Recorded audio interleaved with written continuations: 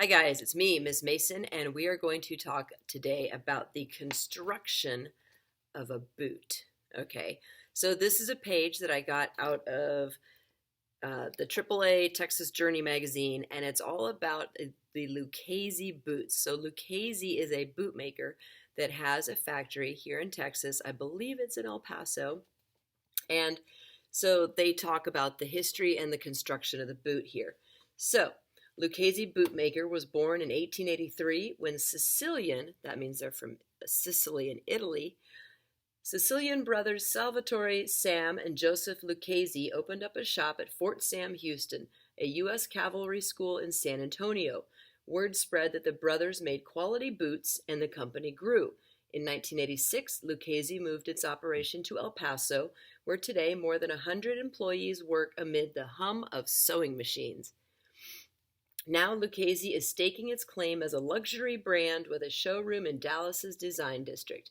Here's a look at the Randall boot inspired by the original, created and worn by Sam Lucchese. Okay, so that's the original boot.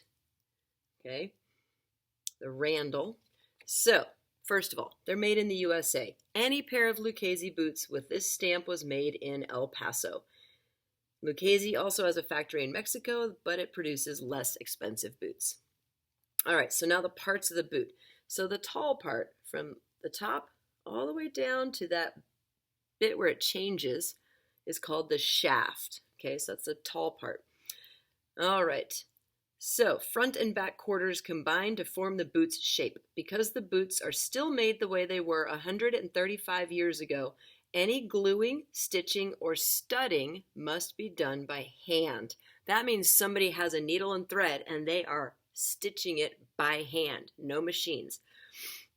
Lucchese employee Fernando Hernandez, a third-generation boot maker, that means his dad made boots and his grandpa made boots, works on a sewing machine that's more than 100 years old. Says Lucchese's Mario Vega, will take his knowledge and expertise over any piece of machinery any day of the week. So that guy's worked there a really long time. All right, custom work. Lucchese will customize any pair of boots. For example, many Texas legislators get their names and districts stitched into the shaft. And later you will see a slideshow of a whole bunch of different really beautiful boots, okay? Not just Lucchese, all kinds.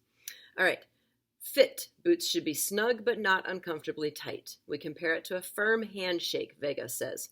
You'll feel pressure, there will be give, and when you walk, the heel should lift up. All right, back to the construction. Piping and stitch patterns. Piping refers to the stitched lines that run along the boot's side, where the seam is.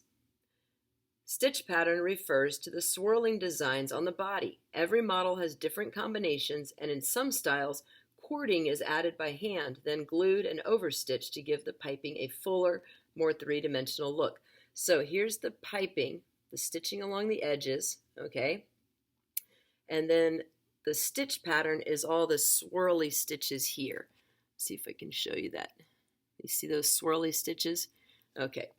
Leather. Lucchese keeps more than $2 million worth of high-grade leather in stock, from wild alligator to stingray skins. Whoa. Wildlife regulatory organizations govern the use of such materials, and most leathers are byproducts of meat processing.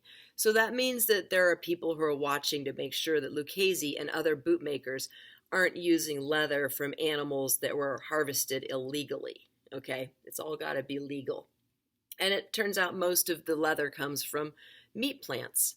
Okay, I can't imagine who eats stingrays, but maybe somebody does. All right, water, heat, and fire. During several steps of the boot making process, the leather is kept wet for stretching and shaping.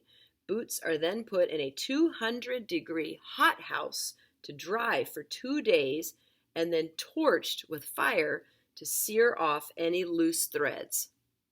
Wow. Okay, so the vamp is the part that covers the top of the foot, joining the quarters. Okay, so the quarters are over here. Lucchese uses a proprietary last, a foot mold made of plastic. Sam Lucchese had a huge fascination with the human foot, says Vega, adding that Sam always paid careful attention to the asymmetry and curves of heel, toe, and ankle when designing his boots. So his boots are intentionally not symmetrical because our feet aren't symmetrical. Okay, so there's a little bit of knowledge and facts about boots and boot making. I hope you enjoyed this video. I'll see you in the next one. Bye.